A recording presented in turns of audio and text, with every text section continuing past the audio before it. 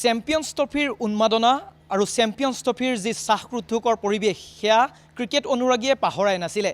আৰু তাৰ মাজতেই ছাছপেন্স থ্ৰিলাৰ আৰু একশ্যনেৰে ভৰপূৰ বিশ্বৰ সবাতোতকৈ জনপ্ৰিয় ক্ৰিকেট লীগ IPL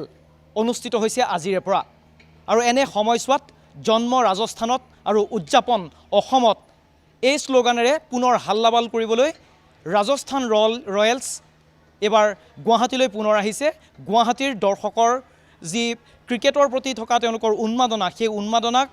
পুনৰবাৰ এই গেলাৰীৰ ইয়াত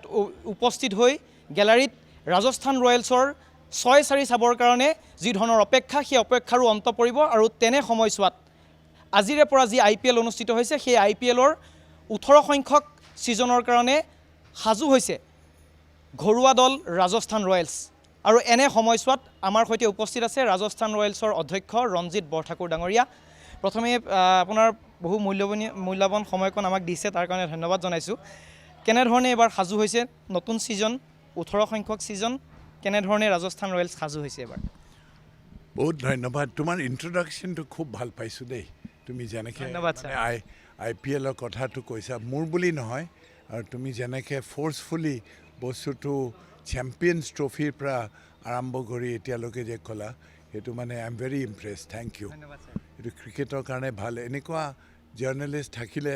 চবৰে ভাল হয় কাৰণে বস্তুটো মানে টু দ্য পইণ্ট ফ'কাছ কৰি মানুহে কথা পাতে এনেই আলটু পাল্টু চাৰিওফালে কথা মানে ৱেষ্ট অফ টাইম কথা যোনবোৰ সোধে আমাৰ মানে প্ৰিপেয়াৰ্ডনেছ যোনটো হয় নহয় খুবেই ভাল কিন্তু চব 10টা টীম আছে নহয় 10টা টীম চবৰে ভাল চবৰে 100/100 কোনো এটা টীম যে কম কৰা নাই কাৰণ এইটো one of the world's finest strongest and toughest tournaments যোনটো মানুহে এইটো ছাৰ্ভাইভ কৰিব পাৰে নহয় গোটেই ছিজনটো আৰু যোনটো মানুহে এইটো মানে ভাল কৰিব পাৰে আৰু প্ৰত্যেকটো খেলাই মানে ইম্পৰ্টেণ্ট হয় কিয় প্ৰত্যেকটো খেলাৰ ওপৰতে মাৰ্কছ আছে প্ৰত্যেকটো খেলাৰ ওপৰতে চবৰে জাজমেণ্ট হয় আজিৰ কাৰণে বা কাইলৈৰ কাৰণে মানে যাতে ইণ্ডিয়াৰ কাৰণে খেলে বা অষ্ট্ৰেলিয়াৰ কাৰণে খেলে ৱেষ্ট ইণ্ডিজৰ কাৰণে ইংলেণ্ডৰ কাৰণে এইটো মানে ইণ্টাৰনেশ্যনেল টুৰ্ণামেণ্ট এনেকুৱা টাফ টুৰ্ণামেণ্ট খুব কমেই আছে EPLৰ বাহিৰে সেইকাৰণে এইটো মানে খুব প্ৰিপেয়াৰ্ডনেছটো আমাৰ যদি নহয় আমাৰে লছ সেইকাৰণে আমাৰ ৰাহুল দ্ৰাবিড় আৰু কুমাৰ সাংগাকাৰ আহি পেলাই যোনখিনি নৰ্ম দিছে SOP ষ্টেণ্ডাৰ্ড অপাৰেটিং প্ৰচিডিয়াৰ সেইটো হয়তো আমাৰ মানে তাতকৈ আৰু বেলেগ বা কমেই মানে হোৱা নাই কাৰণে ৰাহুল দ্ৰাবিড়েতো মানে ৱৰ্ল্ড কাপ জিকিছে আমাৰ হেৰিয়ে ৱৰ্ল্ড কাপ জিকিছে সাংগাকাৰা এই দুজন মানুহে জানে যে উইনিঙৰ কাৰণে কি লাগে আৰু এওঁলোকে ইমান টাফ ৰেজিম দিয়ে নহয় মানে চবেই দিয়ে আমাৰো টাফ কিন্তু এই দুজন চেম্পিয়ন থকাত আমাৰ মানে খুব মানে প্ৰেছাৰত আমি কাম কৰি থাকোঁ কিন্তু এই প্ৰেছাৰটো চবৰ কাৰণে আমি আগবাঢ়ি আহিছোঁ যাতে গুৱাহাটীত সদায় খেলোঁ গুৱাহাটীৰ ছাপৰ্ট লাগে অসমৰ নৰ্থ ইষ্টৰ ছাপৰ্ট লাগে ডাইৰেক্টলি মানুহ আহি পেলাই কাৰণে এই ছাপৰ্টটোৱে প্লেয়াৰক মানে আমি মানে প্লেয়াৰক they look forward to this kind of support so that they can move ahead with the cheers of people. They do not want to fail. They want to actually always deliver to a great stadium with the great people. So thank you. সকলো প্ৰশিক্ষকৰ কাৰণেই হওক বা আপুনি ৰাজস্থান ৰয়েলছৰ লগত জড়িত হৈ আছে আপোনাৰ কাৰণে প্ৰতিগৰাকী খেলুৱৈ আপোনাৰ কাৰণে সমান তথাপিও আমি গুৱাহাটী বা অসমৰ কাৰণে এটা আৱেগ থাকে ৰিয়ান পৰাগৰ প্ৰতি আৱেগ থাকে ৰিয়ান পৰাগৰ এবাৰ পৰিচয় দুটা হৈছে প্ৰথম পৰিচয় আগতে ৰাজস্থান ৰয়েলছৰ হৈ খেলিছিল যদিও এবাৰ ৰাজস্থান ৰয়েলছৰ হৈ খেলিব এজন আন্তঃৰাষ্ট্ৰীয় ক্ৰিকেটাৰ ৰিয়ান পৰাগৰ যিটো পৰিচয় তেওঁ 2টা ফৰ্মেটত তেওঁ ডেবিউ কৰিছে আৰু এবাৰ তেওঁ অধিনায়কৰ দায়িত্ব লাভ কৰিছে 3খন মেটছৰ কাৰণে ৰিয়ান পৰাগৰ কেনেকৈ ধৰণে আপোনালোকে আগুৱাই দিলে কাৰণ তাত বহুত জয়ছোৱাল আছিল বা বিভিন্ন ধৰণৰ খেলুৱৈ অভিজ্ঞ খেলুৱৈ আছিল ৰিয়ান পৰাগৰ যথেষ্ট টেলেণ্ট আছে কিন্তু ৰিয়ান পৰাগৰ নামে কিয় আগলৈ আহিল সেইটো কথা জানিব বিচাৰিছোঁ এই ডিচিশ্যনটো আমাৰ কোচিং ষ্টাফে লৈছে এই ডিচিশ্যনটো আমাৰ লৈছে সাংগাকাৰা আৰু ৰাহুল দ্ৰাবিড়ে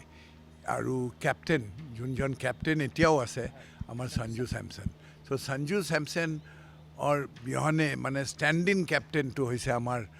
ৰিয়ান পৰাগ ৰিয়ানৰ এইটো খুব ডাঙৰ অপৰচুনিটি সি অপৰচুনিটি ল'ব লাগে আৰু সেই অপৰচুনিটি লৈ পেলাই সি আমাৰ টীমটো আগবঢ়াব লাগে টীমৰ কথা ভাবি যদি ৰিয়ানে খেলে তেতিয়া ৰিয়ানৰো উন্নতি হ'ব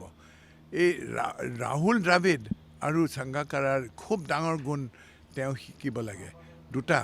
মানে বহুত গুণ আছে কিন্তু দুটা খুব ইম্পৰ্টেণ্ট এটা হৈছে ফ'কাছ দুটা হৈছে হিউমিলিটি এই বস্তুটো মানে হিউমিলিটি বোলো বস্তুটো শিকিব লাগে খুব চাৰ্কাষ্টিক দি মানুহে কিছুমানে কয় যে ৰিয়ান বহুত য়াং আছে কিন্তু আমি তাক বহুত দিনৰ পৰা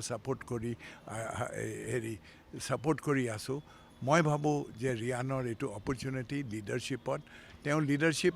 যদিও মানে কেপ্টেইন নাছিলে তাৰ ভিতৰতে টীমৰ মাজতে লিডাৰশ্বিপ আছিলে সেইকাৰণে বোধহয় আমাৰ কোচ চিফ কোচ ডাইৰেক্টৰ ক্ৰিকেটে তেওঁক চিলেক্ট কৰি আগবঢ়াইছে কিন্তু ৰাজস্থান ৰয়েলছৰ এটা খুব ইম্পৰ্টেণ্ট আমি য়াং মানুহ catch them young make them grow' কিন্তু আমাৰ টীমটোও য়াং আমাৰ আৰু আমি এক্সপেৰিমেণ্ট কৰি য়াং বস্তু লৈ পেলাই এতিয়া গুৱাহাটীত খেলাটো এইটোতো য়াং ফিল্ড হয় IPL কাৰণে এইটো আমি তিনিবাৰ আহিলোঁ সেইটো য়াং ফিল্ডত যদি আমি ছাপোৰ্ট নকৰোঁ তেতিয়া আমাৰ টেলেণ্ট কেনেকৈ বাঢ়িব সেইকাৰণে ৰিয়ান এটা good example of how north eastern people আছামৰ পিপল আৰু আগবাঢ়ি আহিব লাগে যাতে তেহেঁতে জানে যে চবৰে চান্স থাকে and if they want they can do it আৰু এটা কথা সুধিব বিচাৰিছোঁ যে ইয়াত দ্বিতীয়খন মেটচ অনুষ্ঠিত যিটো হ'ব CSK আজিৰ তাৰিখত বিশ্ব ক্ৰিকেটৰে হওক IPLৰে হওক এটা ব্ৰেণ্ড মহেন্দ্ৰ সিং ধোনী আহিব ৰাজস্থানৰ ঘৰুৱা খেলপথাৰত মহেন্দ্ৰ সিং ধোনীৰ খেল চাবৰ কাৰণে দৰ্শকো যথেষ্ট আমি দেখা পাইছোঁ টিকেট কাউণ্টাৰবিলাকত যথেষ্ট ভিৰ মহেন্দ্ৰ সিং ধোনীক চাবৰ কাৰণে সেইটো এটা ভাল প্লাছ পইণ্ট বিশেষকৈ অনুৰাগীসকলৰ কাৰণে যদিও আন্তঃৰাষ্ট্ৰীয় ক্ৰিকেটৰ পৰা তেওঁ অৱসৰ ল'লে কিন্তু মহেন্দ্ৰ সিং ধোনীৰ খেল গুৱাহাটীত চাবলৈ পাব কেনেকুৱা ধৰণে আপোনালোকেও সেই দিনটোলৈ অপেক্ষা কৰিছে আমি যেতিয়া IPL আৰম্ভ কৰোঁ তাৰমানে ৰাজস্থান ৰয়েলছ আমি ভাবিছিলোঁ যে ইয়াত আমাৰ ছাপোৰ্ট নহ'ব গভমেণ্টৰে হওক বা